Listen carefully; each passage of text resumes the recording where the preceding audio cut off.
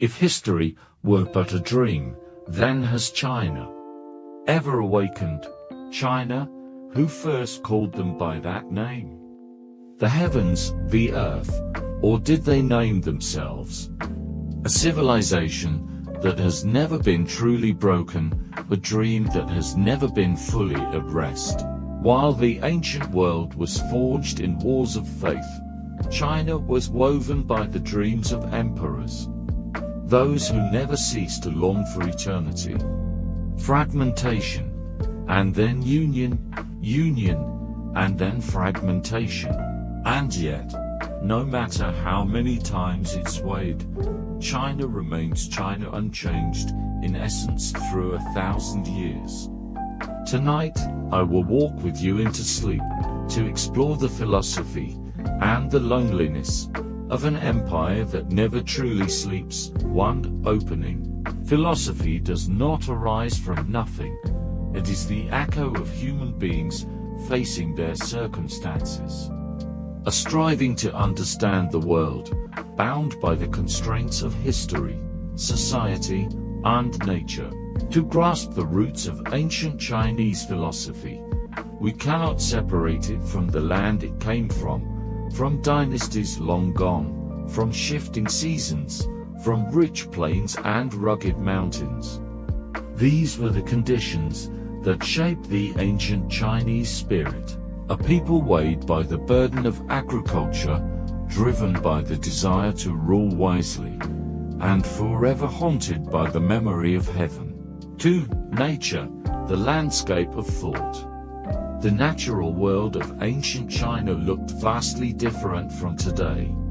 Centuries of exploitation and construction have transformed it beyond recognition. To see it again, we must imagine it. Through silence, through memory, through poetic vision. Geographically, China lies at a crossroads. To the north, Mongolia and Russia. To the south, Vietnam, Laos, and Nepal. To the east, the wide-open Pacific. This land, both open and secluded, has always been a place of exchange, of culture, of war, of thought.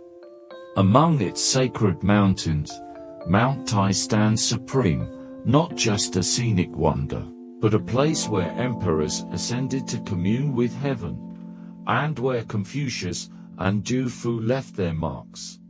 Here, power met prayer, and thought rose with the mist. Further west lies the Tibetan plateau, roof of the world. From here flow the Yellow River and the Yangtze, two arteries of life, history, and imagination. The Yellow River, carrying the weight of lower soil, spans over 5,000 kilometers, more than a river. It is a symbol, the beginning of the Huaxia civilization, the line that shaped both the land and the mind. The Yangtze winds through fertile deltas, feeding fields and factories alike. Today, it generates 20% of China's GDP, but long before that, it was poetry. A source of irrigation, transport, and philosophical awe. From frozen northern steppes to humid monsoon coasts, China's climate stretches across temperate and tropical zones. And with each season, each shift in wind and snow, life and thought adapted. Weather, for the ancients, was not just survival, but dialogue. Rain and drought became prayers. Sunshine and storm became metaphors. Through nature, they conversed with heaven, and questioned their fate beneath it. 3. A society, the layers of consciousness. China is vast, its history marked by unity and disunion, its people diverse, its borders ever-changing. From the Zhou dynasty along the Yellow River, to Qin's unification, and the expansion of later empires, China grew through conquest and diplomacy, absorbing and influencing countless peoples.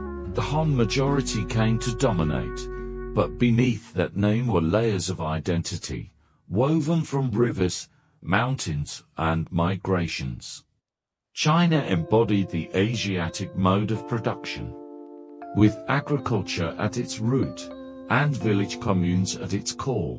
Land was precious, organized under systems like Yangtze, the well-field model, where 8 families shared labor, and the center plot belonged to the emperor. Society followed the 4 classes: scholars, farmers, artisans, and merchants. Scholars stood above, for knowledge was the path to governance. Under Confucian influence, a patriarchal family model ruled daily life. The eldest son inherited not just land, but the duty to honor ancestors, to preserve rituals, to carry the family's name through time. Closing reflection. So we have wandered together through the landscapes and layers of ancient China. Nature and society are not just background elements. They are the foundation, the living stage upon which philosophy emerges. It is the climate, the terrain, the toil of fields, and the bonds of family and state that shape the Chinese mind, to honor heaven, to place humanity at the heart of governance. From these roots, Confucianism, Taoism, legalism, all arise not from abstraction, but from the deep, lived experience of a civilization always dreaming, never quite at rest. 1. Science and culture in ancient China. Ancient China was one of the world's earliest and most enduring civilizations. Its long history left behind a vast legacy of scientific innovation, cultural development, and a complex worldview shaped by both nature and necessity. 1.1 Scientific inventions and discoveries. In response to practical needs in production and daily life, the ancient Chinese made groundbreaking discoveries. They identified magnetism and invented the compass for navigation. They developed woodblock printing, enabling the spread of knowledge. Using natural materials, they created chemicals, crafted ornaments, and made tools. They studied the sky, mapped stars, and constructed cosmological systems that became part of astrology and fortune-telling. For military defense and expansion, they invented bows and arrows, horse stirrups, smoke and chemical weapons, aerial kites, rockets, and early firearms. These innovations not only strengthened the empire's defenses, but also expanded its influence through conquest and cultural transmission. Many of these achievements became lasting contributions to human civilization. Mathematics, medicine, and knowledge systems. In mathematics, they applied numerical logic to architecture and geography. Xu Chongji, a mathematician of the 5th century, calculated pi to the 7th decimal place. The decimal system had already been in use since the 14th century BCE. In medicine, surgery was practiced at various points in history, and acupuncture became a recognized healing technique. Chinese herbal medicine was codified in extensive pharmacopoeias, many of which are still used today in traditional Eastern medicine. 1.2 Arts, calendar systems, and language. Ancient China was renowned for silk weaving and porcelain making. Artworks often featured folklore, myth, and classical themes. Painting developed early, using brush and ink, also used for calligraphy, leading to the belief that painting and writing share the same root. Poetry and painting were often intertwined, expressing philosophical views and emotional depth. In calendar science, the year was divided into 12 months, for seasons, and 24 solar terms. The Chinese also developed the heavenly stems and earthly branches system, forming a 60-year cyclical calendar. Each year corresponded to a zodiac animal and had astrological meaning. Their pictographic writing system turned real-world objects into symbolic forms: field, water, mind, and so on. The unique structure of Chinese characters led to intellectual practices like character analysis and etymology, giving rise to scholarly fields such as philology and hermeneutics. 1.3 Literature and Architecture. China's literary canon includes the Book of Songs, the Songs of Chu, and the famous Tang poetry of poets like Li Bai and Du Fu. These works are not only artistic masterpieces, but also reflections of political thought, emotional life, and philosophical ideals. Architecturally, emperors built massive palaces, tombs, and ceremonial sites both to display power and ensure spiritual continuity. Many of these now stand as historical landmarks, carrying the echoes of an era that never truly rested. 2. Religion and belief in ancient China. 2.1 Major religious traditions. Ancient China was home to multiple belief systems. Ancestor worship was practiced in almost every household, influenced by Confucian ethics, and blended with Taoism and Buddhism, often referred to as the three teachings in harmony. Buddhism entered China around the 1st century CE, primarily in the Mahayana tradition. Taoism, rooted in the philosophies of Laozi and Zhuangzi, evolved into an organized religion.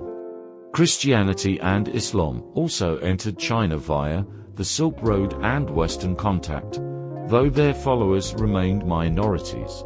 Falun Gong, a hybrid of spiritual practice and physical exercise, gained popularity in the late 20th century before facing political suppression. To point to folk beliefs and the worship of heaven. Heaven or Qiao was the highest metaphysical and spiritual authority in ancient China. In Confucianism, it represented order, morality, and destiny, shaping both politics and personal life. Taoist thought viewed heaven as natural spontaneity, encouraging humans to live in harmony with cosmic rhythms. Folk beliefs included worship of nature, animals, and symbolic plants like dragons, turtles, chrysanthemums, pine, and bamboo, each representing virtues and seasonal cycles. 2.3 Sacred spaces and ritual architecture. Ancient Chinese society built a variety of sacred spaces, temples to honor ancestors, local heroes, and deities. Monasteries for Buddhist worship, often spacious with scenic gardens. Shrines placed in quiet locations for local deities or spirits. Taoist abbeys, quans for meditation and religious rites.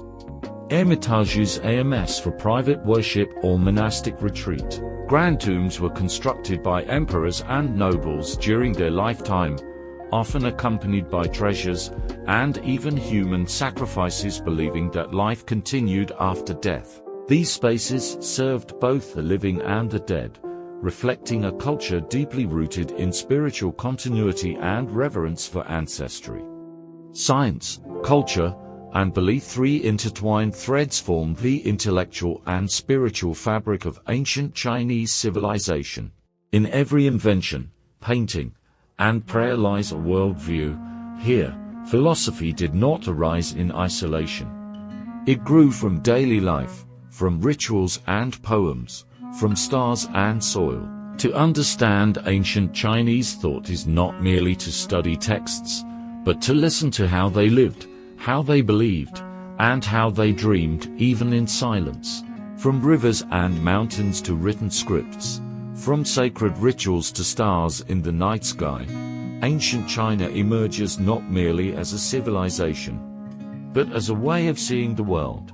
It is a culture not just to study, but to contemplate. For within every invention, every ceremony, every painting and poem, there echoes a quiet voice from the past, that humanity is not outside the universe, but part of its silent unfolding.